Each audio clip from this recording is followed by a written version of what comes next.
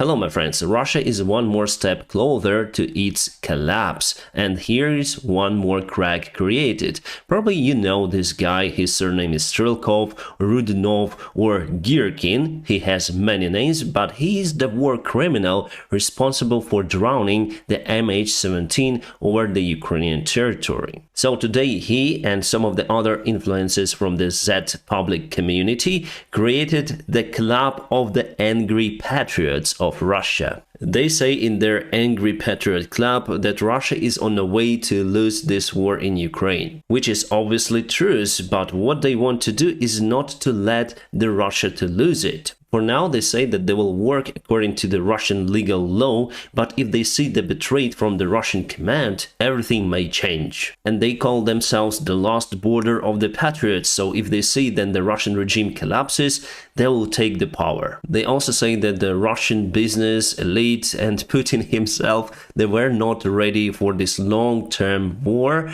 and their economy is in lack of the resources to handle it. So the idea of the club is to mobilize economy, mobilize all Russian men to fight in Ukraine. So basically they are more radical than the current Putin's regime. We call them chauvinists and imperialists, and this force actually may collapse the Russian Federation. I'm not speaking about this Angry Patriots Club in particular. Well, the name is fantastic, but there are many other forces that are not okay with the current Russian leader. They see that leader cannot solve this big issue that he started. Also, Prigozhin, the leader of the Wagner PMC, said the similar stuff, but actually they're enemies with Girkin and this club. And this Angry Russian Patriotic Club, they don't like prisoners to fight for Russia, and they also don't like the private military armies. They want the Russian army to be a single one, to have the monopoly on the force. And actually it's the right thing, because if you have many armies, potentially they may fight against each other.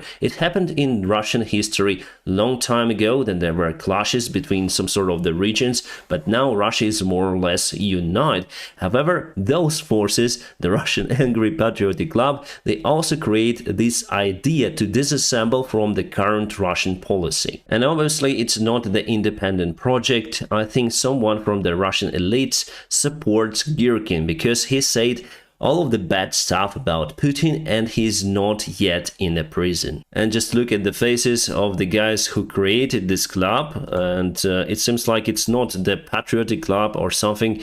It's like the open alcoholic club inside the Russian Federation. And before we move to the war map review and other news that happened recently, let me tell you about the partner of my channel and also my sponsor, the Atlas VPN. Recently they came out with a big deal, especially for my viewers and subscribers, where you can get the Atlas VPN Premium with a huge discount for just $183 per month. My friends, the deal is time limited, so hurry up to join the club. And now I'm gonna tell you why the Atlas VPN is the best VPN out there. It was a long way actually for me to stop on this one. Personally, I tried free VPNs, but they are very slow and they cannot provide proper security for your accounts. Atlas VPN got the military standard data encryption. What it does, it basically hides my data for everyone who wants to reach it. Here we speak about the government structures, possible hackers or unwanted advertisements. Also use the Atlas VPN to get the access for the restricted websites in my country. Atlas VPN helped me to get access to Downfall movie available on Netflix. It is about the Boeing 737 MAX crashes. Because the air crash investigation is the sensitive topic, it was restricted in some countries. But with Atlas VPN I can virtually change my location to any kind of country. So basically you have unlimited access to streaming services as Netflix, plus it might help you to avoid the price discrimination on internet if you want to buy something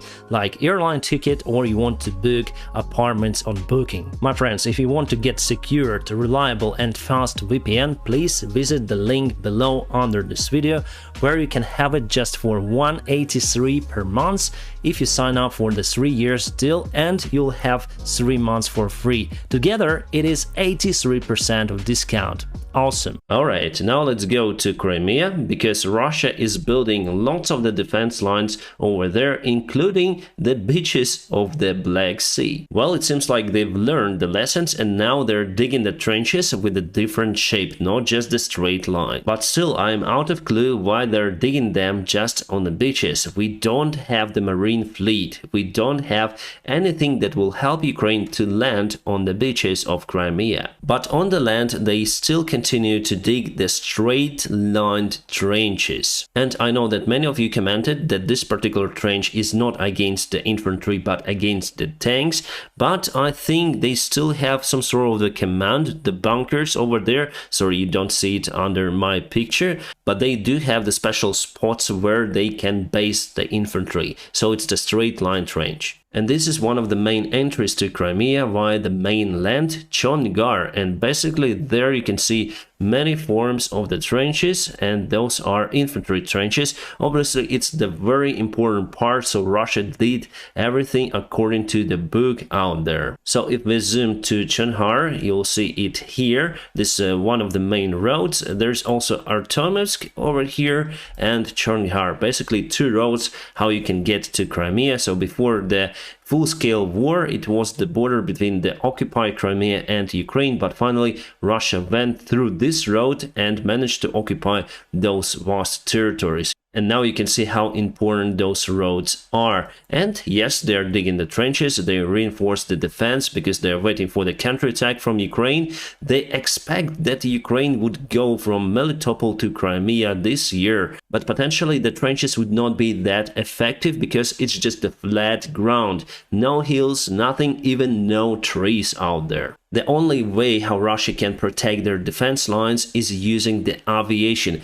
but Ukraine can put the Patriot systems close to the border with Crimea, and the range of the Patriot system is 150 kilometers, a little bit less than 100 miles, which is more than enough to cover the north part of Crimea. And Russia simply would not be able to use their aviation, or they may use the aviation, but they will have severe losses in their airplanes. And here you can see a long and straight infantry trench near to the Belbek airfield, which is very close to Sevastopol. It's my hometown, by the way. So if we go on the south, this is Sevastopol and this is Belbek airfield. They put lots of the units over there, especially modern day fighter jets. And you may say that it would be very difficult to go to Crimea. Yes, I would agree with you, because firstly we need to penetrate the Russian defense over here near to the front lines. But if we penetrate it, after all, it would be much easier compared to the war for Donbass. And let me prove it for you. So this is the concentration of the Russian satellite signals. So then soldiers go to their relatives or friends.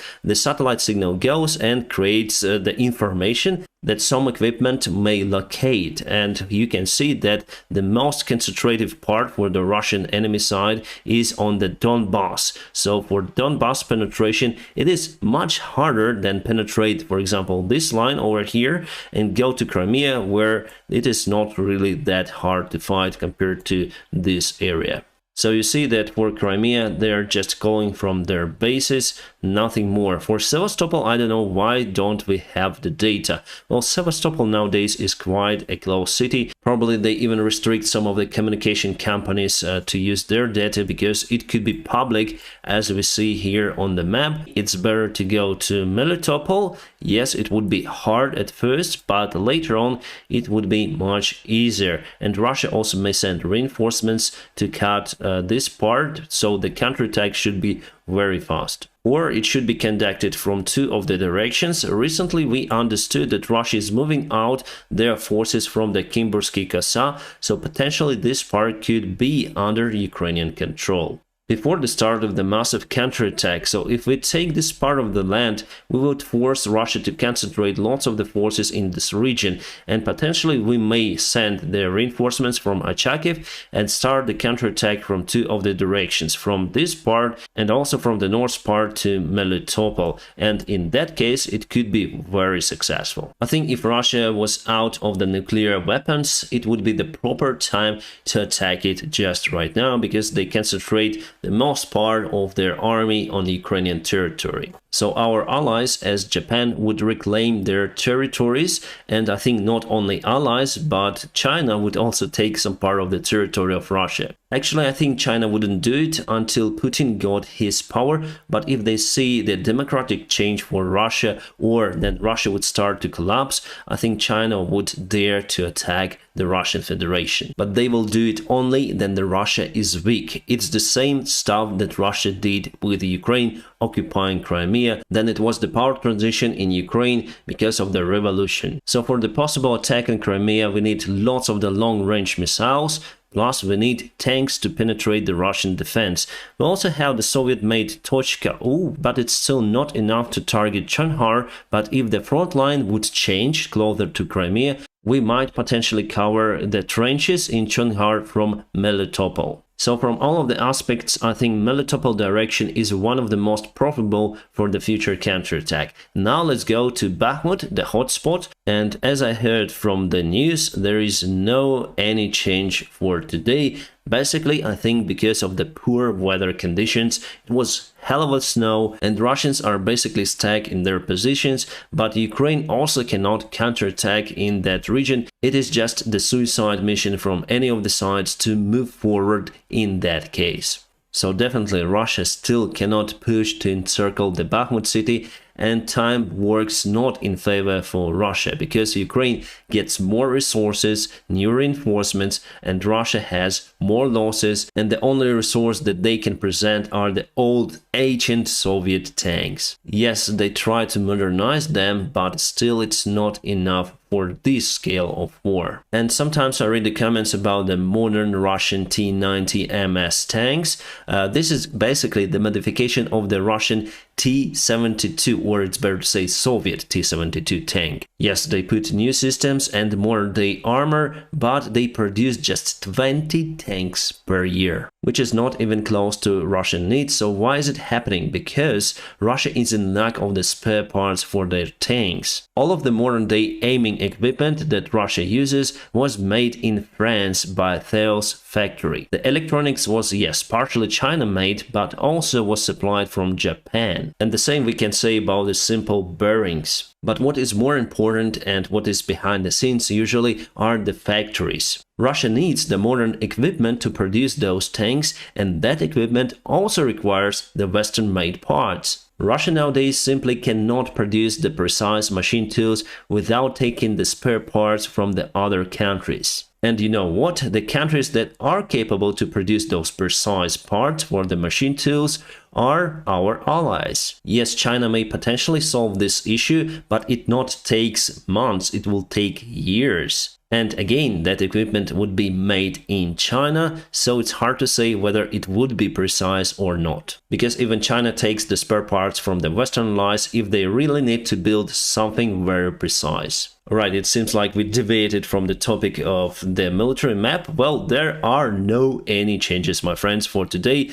which is the awesome news. And here we have the photo of destroyed Antonov 225 airplane. The photos were taken just a couple of days ago, or maybe even today, because they signed at Maria today. And I was there myself. I visited the Hostomel airport after Russian attack, and I filmed the video about it. You may find it on my channel. So compared to the last time, I see a big changes. Firstly, it seems like the empennage was removed, and also all of the engines were removed, probably for the maintenance. The engines on the left wing got minor damages, and I'm sure that it is possible to restore them. Also, they removed the cover and just left the frame because it was really unsafe to walk over there. And basically they cut the airplane into 3 pieces, the big one with the fuselage and the cockpit separated into 2 parts. And this part got the most severe damage, so the engine total loss, and I think the wing on this side is also total loss. Yeah, fuselage obviously, but we have the different one. The spare fuselage is in Kyiv. One more photo, you can see the airplane was lifted up a little bit.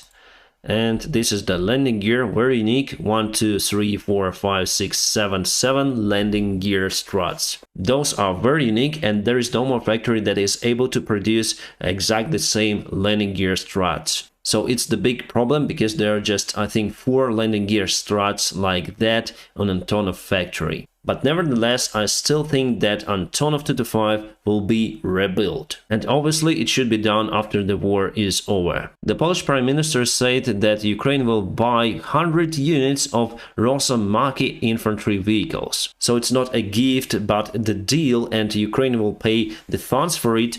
We are in desperate, so we take credits. Well, this vehicle looks similar to the United States-made Striker, and it may also swim because it has the propellers at the back. And the good thing that you can also put the turret on the top, so it's the infantry fighting vehicle. Well, I like this design, and for sure the characteristics are better than the Soviet-made BTRs or infantry vehicles that we have. Right, I'm gonna post this on my Telegram channel because literally I cannot show you the full video. This is from the drone and guys are filming from the phone on the phone. And this is the area of the factory which is in Bakhmut.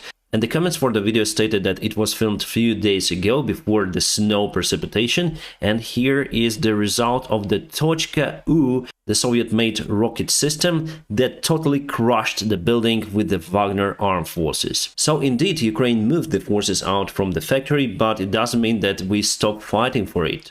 And so far, it is the most powerful rocket system that we have. As for the ATACMS rocket that has the similar effect but the longer range, well, for now the United States say that they will not supply those to Ukrainian army, unfortunately. But those rockets could be very useful for the future counterattack. And also the United States commander Mark Milley said that Ukraine will go for the counterattack, but the chances for Ukraine to liberate all of the territories this year is very low. And there's some news about the pro-Russian church, let's say, and now Ukraine wants to put it out from the biggest temple that we have, the biggest church basically in Kyiv, Lavra. And let's say the manager of the church today was arrested, and now he will have to spend 60 days on his home arrest because he is accused for the pro-Russian propaganda in Ukraine. And honestly, I don't want to put the topic of religion on my channel,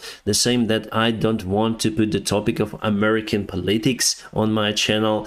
Sometimes still you have to say about it, so I'm gonna make the podcast, but it will be limited just for the sponsors of my channel and patrons. So still, yes, I would like to speak about it, but I'm very limited to speak about that sensitive topics on a wide audience. And now, my friends, press the like to this video, and also don't forget to check the link for the Atlas VPN, the best VPN out there, where you can get the huge discount, especially with my personal link. So my friends, I wish you a peaceful sky wherever you are, and have a great time.